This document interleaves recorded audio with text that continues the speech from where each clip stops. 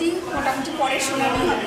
এই যে নিউমেরিক্যাল যে পদ তৈরি করা হয়েছিল এই বিষয়টাকে নিয়ে কী বলবেন? কারণ এটাতে তো রীতিমতন ক্যাবিনেটের একটা সম্মতি ছিল, তাদের সম্মতিতে করা হয়েছে, তাহলে কোথাও কি সেই জায়গাটাতে সুপ্রিম কোর্ট একটু আলোকপাত করবে?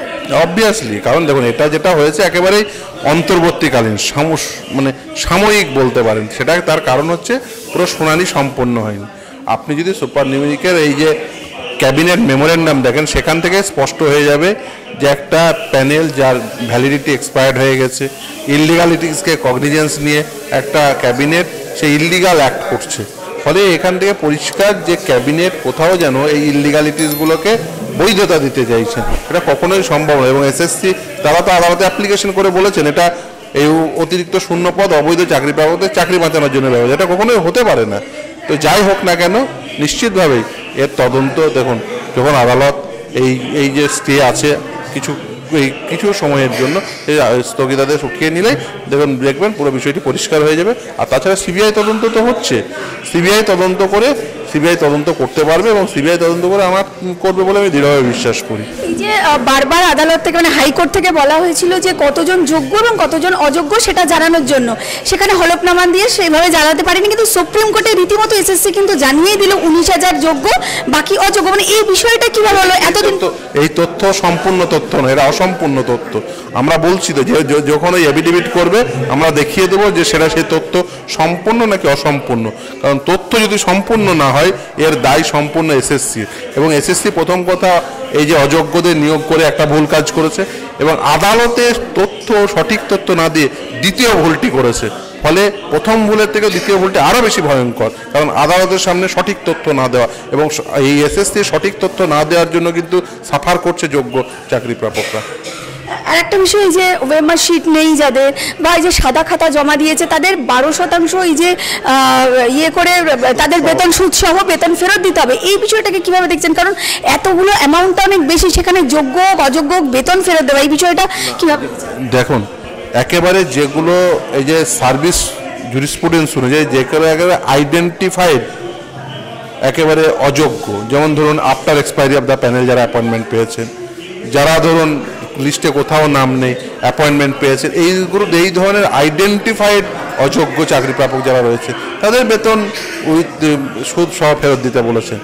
কিন্তু যারা ধরুন যাদের আইডেন্টিফাই করা যাচ্ছে না অথচ চাকরি পেয়েছেন, এদের মধ্যে অনেকে যোগ্যও আছেন, তো তাদের জন্য বেতন ফেরতের কোনো নিদান কলকাতা হাইকোর্ট দেয়নি। আর সুপ্রিম কোর্ট বলেছে যে তুমি যদি ভবিষ্যতে ইললিগাল অ্যাপয়েন্টমেন্ট আইডেন্টিফাই হয়ে যাও তাহলে কিন্তু এই সময়কালের পর থেকে জাজমেন্ট পর্যন্ত যে বেতন পাবে আন্ডারটেকিং দিতে হবে সেটা তুমি ফেরত দেবে।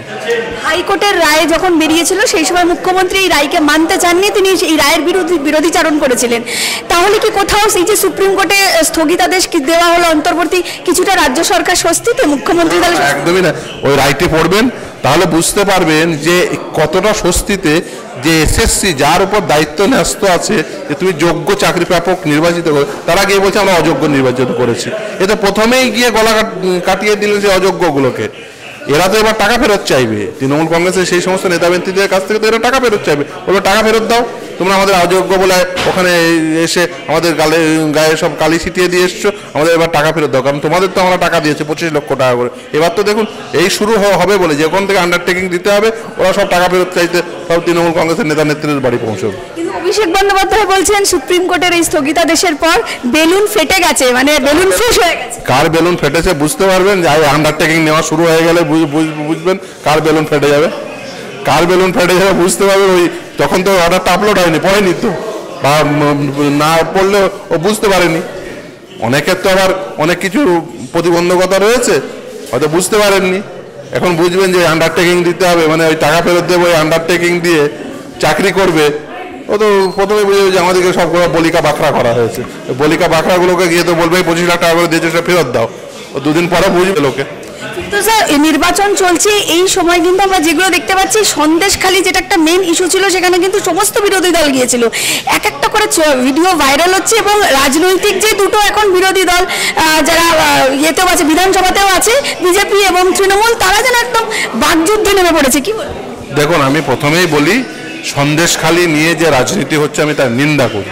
দ্বিতীয় হচ্ছে সন্দেশখালীতে দেখুন জমি লুট হয়েছে, নারী নির্যাতন হয়েছে।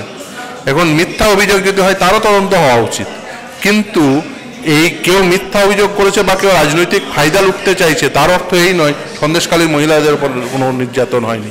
এই ধরনের কথা যারা বলছেন তারা অর্বাচীনের মতো কথা বলছেন। আমি মনে করি সন্দেশখালীর নারীদের, সন্দেশখালী সেই সমস্ত পুরুষদের যাদের জমি লুট হয়েছে, যে সমস্ত নারীদের সম্মানহানি হয়েছে, তাদের প্রত্যেকের বিচার পাওয়ার অধিকার রয়েছে। শেষ প্রশ্ন, লোকসভা নির্বাচন চলছে, কি বলবেন এই যে বাম এবং কংগ্রেসের জোট, কি ফলাফল? আমি আশা করছি ভালো ফল করবে এবং মানুষ সেখানে দুহাত ভরে আশীর্বাদ করবে বলে মনে করি।